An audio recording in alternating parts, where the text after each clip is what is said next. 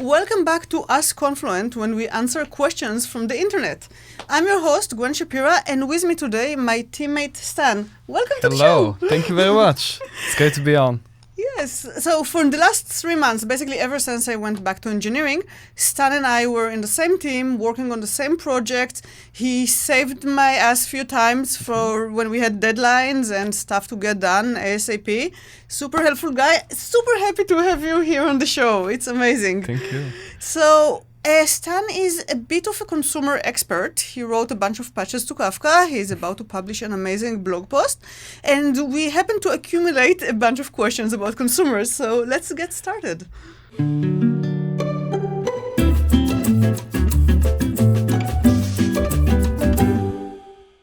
So the first question is kind of more general question from the community. So the previous episodes, we discussed how Kafka Streams is going to handle rebalances better with improved standard by tasks, and how Kafka Connect has its own methods of rebalancing to make sure that you can do a rolling restart with no issues. And then people ask us, what about normal applications? Just I'm using a normal consumer and I want to do a rolling restart. Why does it has to keep rebalancing every time I restart something? This is so annoying. Can we do better? So it turns out that we can do better, right? Turns out it doesn't need to rebalance, yes. Luckily for us, we have a KIP in the works by Boyang, which is KIP 345. It introduces the notion of static consumer membership, which it basically aims to eliminate the scenario in which when we need to restart the consumer, in the worst case, we would always get like two rebalances. One when the consumer actually shuts down and leaves the group, and one when it rejoins.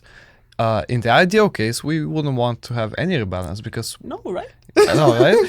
We're just going to have the same consumer back. So why do the state shuffling? Why have like a period of unavailability?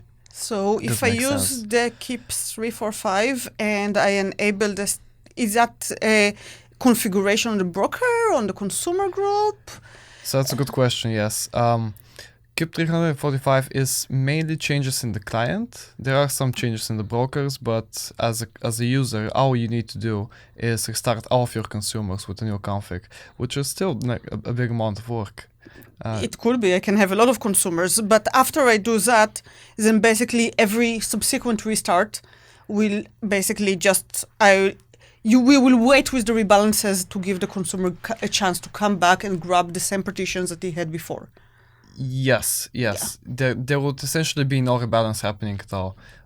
What the changes are a new config called group instance ID, which is a unique config, a unique ID for every consumer there is. So I have to configure it for each one of my consumers. Yes, you need to configure every consumer with a unique ID. And I can basically pick it up from something like Kubernetes. I could have it set and use the pod ID or something like that. Use the pod name or whatever that would work. And what happens then is that the broker detects that you're using a static consumer, and it would not trigger. The main change is that the broker would not trigger a rebalance when it sees a join group request from someone that was already there. Exactly. Yes. Amazing. And then, what if my consumer never comes back? So, we still have a timeout. The session timeout is what dictates when a rebalance happens versus when it doesn't. So if your static consumer still doesn't reply within the session timeout, it will get kicked out of the group. Okay. And a rebalance will happen. And then normally session timeout is like 30 seconds, I think. And Kubernetes restarts it's 10 by default, I think. Okay, right so now. You may want to make sure that it's a bit higher than what it takes you to restart a consumer. Yes, you would need to configure it. Makes sense. Yes. And then if you change the session timeout, you also need to change the heartbeat timeout. You want the heartbeat to be about third of session. So anyway, this is not in yet. This is still work in progress. This is still being developed. Yes. Correct. But keep an eye out for KIP 345 coming soon and changes everything. Okay, next question. This one is from the Confluent community Slack. Tim J. Park asks about REST proxy and how it manages consumer groups and consumers. So he says that consumers are stateful and tied to specific REST proxy instances. And he noticed that if he restarts his REST proxy, he has to recreate consumer instances, and then he ends up consuming all messages from the beginning. So he understands that the REST proxy is registering it as a consumer group in Kafka, which sounds correct to me. I'm pretty sure that this is exactly what it does. It is. And then if the REST proxy goes down, the consumer group should exist. And everything that you committed before, all the offsets should still be there. So he's wondering, and I'm also wondering kind of, why is he reconsuming everything instead of reading from the end? And obviously we can't know because we don't know the version and we don't know the logs or anything. I'm guessing that he did not commit. So that's why he's getting everything from the beginning. What do you think? Yeah, troubleshooting without sufficient information is always hard. You know now, And being part of our team, right? Yes. So I'm thinking like we're going to need 3 logs, right? We're going to need logs from the broker, from the REST proxy, and from his client, really. Yes. The more information we have, the better. Yeah. But it's true that the REST proxy does keep consumers in memory. It basically maps its own consumer ID to the underlying consumer. Yeah. And it does use consumer groups internally. Mm-hmm. So assuming that we have auto commit enabled, or you call the REST API for committing offsets, that data, your progress should be in Kafka, and you should just pick up from that. Yeah. So I would look at, are you actually reconnecting to the same proxy again? That's a good thing to check. Look at what happens on the broker as well, right? The same proxy shouldn't be an issue because you're still using the same. Another proxy may not know about the consumer group. No, but Kafka does. Huh. Yeah, you're right. Yeah, the state is in Kafka. Yeah. So interesting. I would look in the broker to see what's going on with the rebalances. And then, Yes. but my biggest guess is that if you're using the auto commit, that's like every 10 seconds. So if you just connect and consume one message, it maybe will never got committed. yeah, if it's one message, it for sure. could be like a faulty test. But you still shouldn't start from the start of the doc, I guess. Why not? You didn't commit anything. Imagine writing a test. Sorry, if it's one message, yes. Yeah, Of course. like imagine the naive test, which is create a consumer group, connect, consume one message, and then restart the proxy.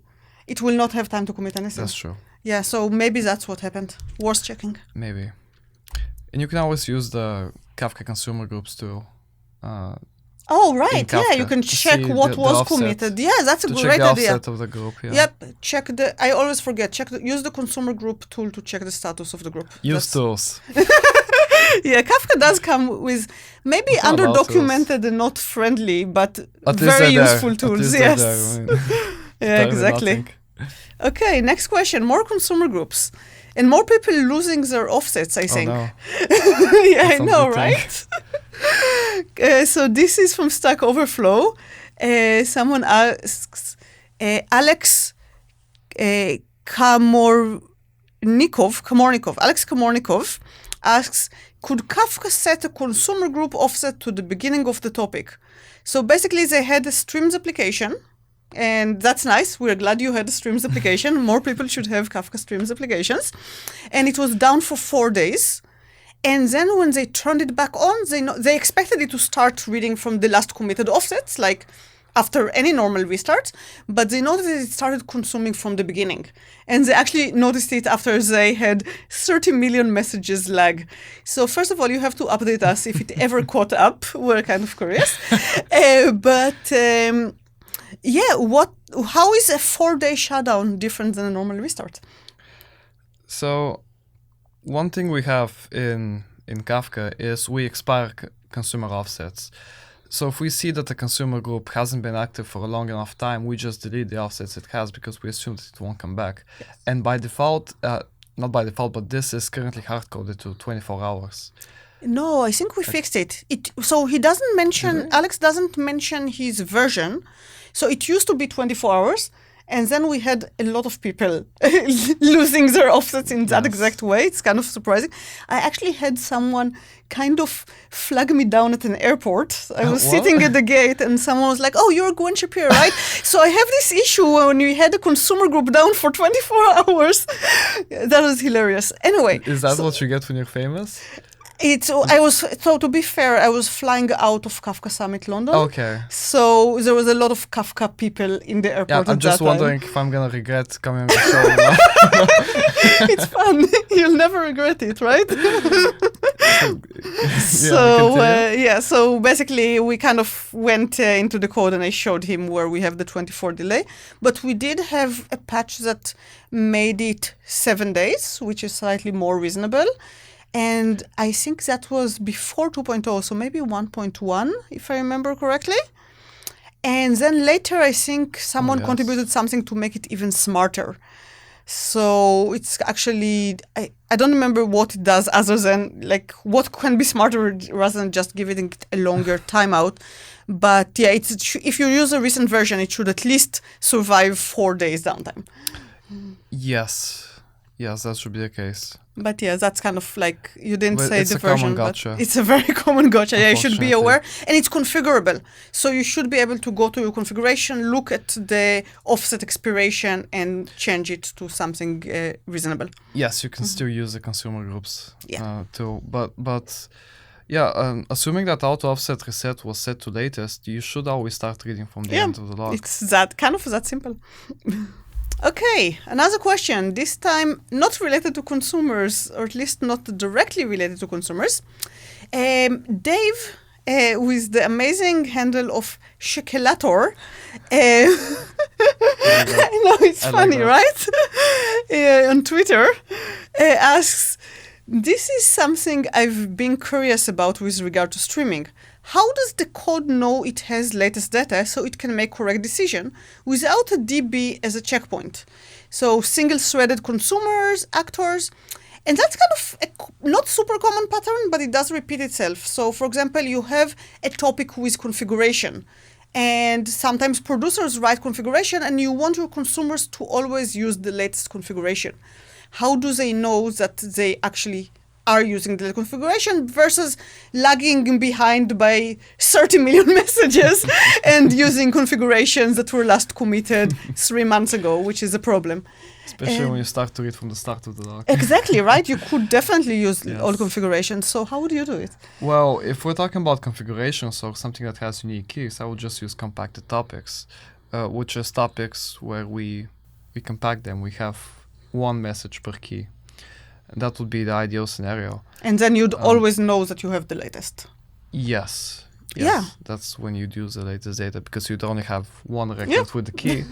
There's no newer one. So. But the only gotcha is that you don't know when compaction happens. So basically, if you have if compaction didn't run for a while for whatever reason, then you may still be with all data. Yes, especially when the log cleaner thread fails. We had some recent improvements with Kafka 2.1, I think it was, where we made it a bit more resilient, but there were some common gotchas before. Definitely monitor, if you have compacted topics, definitely monitor your log cleaner thread for errors. Absolutely. That's the number one scenario in which you run out of disk space.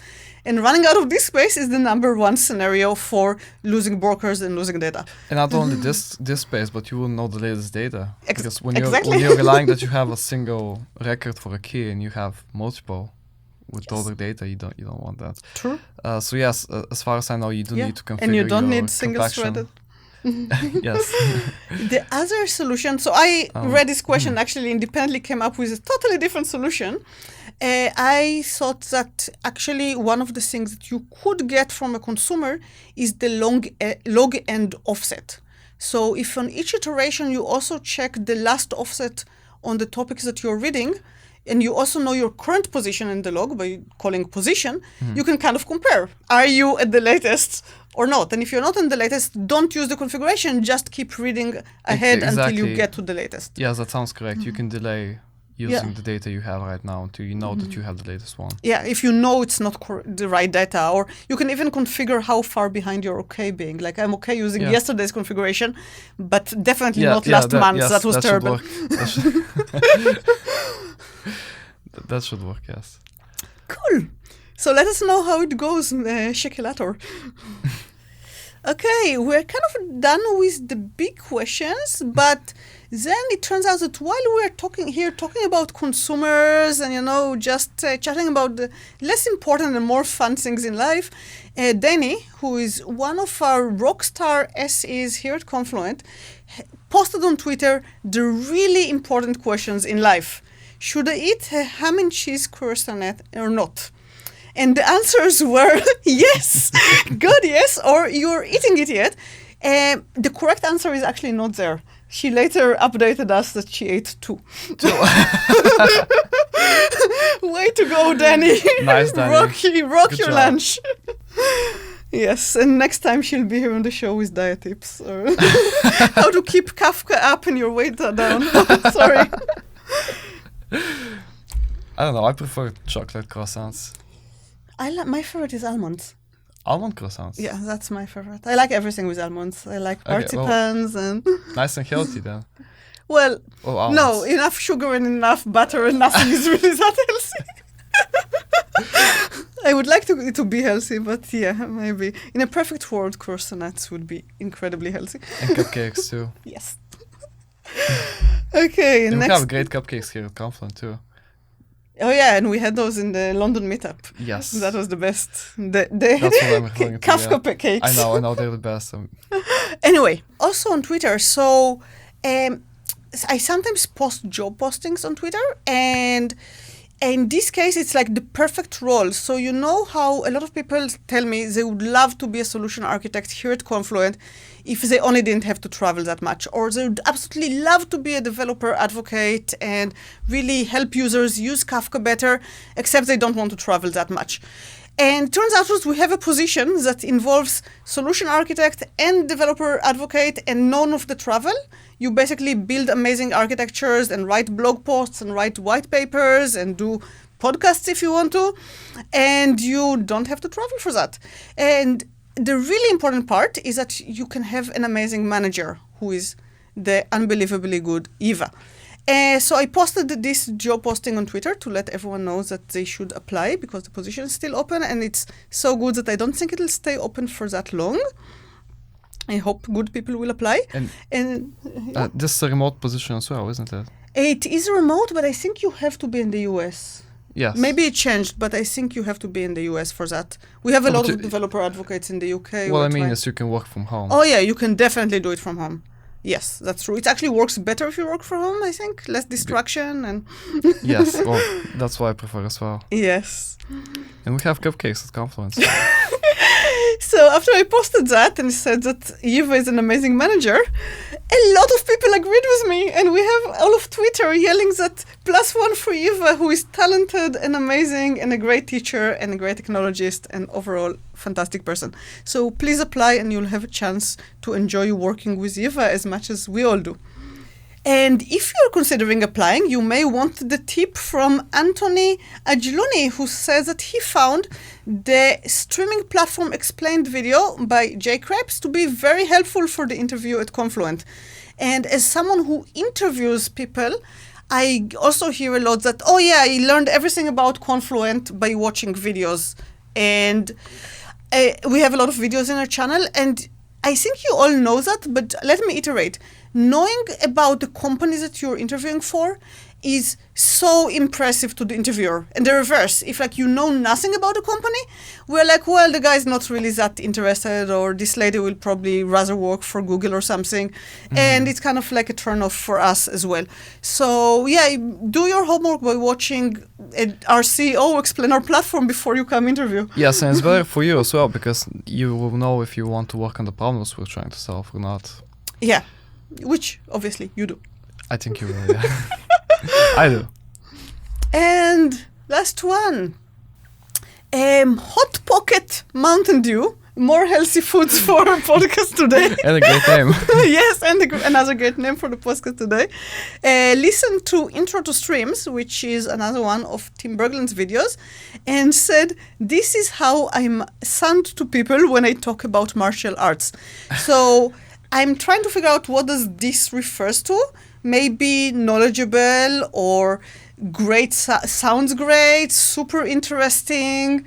I'm thinking like only good things, right? It's a really nice video. Oh, yes, of course. So yeah, we're looking forward to have you here and hear how you really talk about martial arts. That'd be amazing. Yes. Yeah, I'd like a follow-up on that too. Okay, so this is it for today. Thank you for being on the show, Stan. Thank you very much for hosting me. Yes. It's been a pleasure. And don't forget to subscribe to our channel and get more great content that will help you prepare for your next job interview.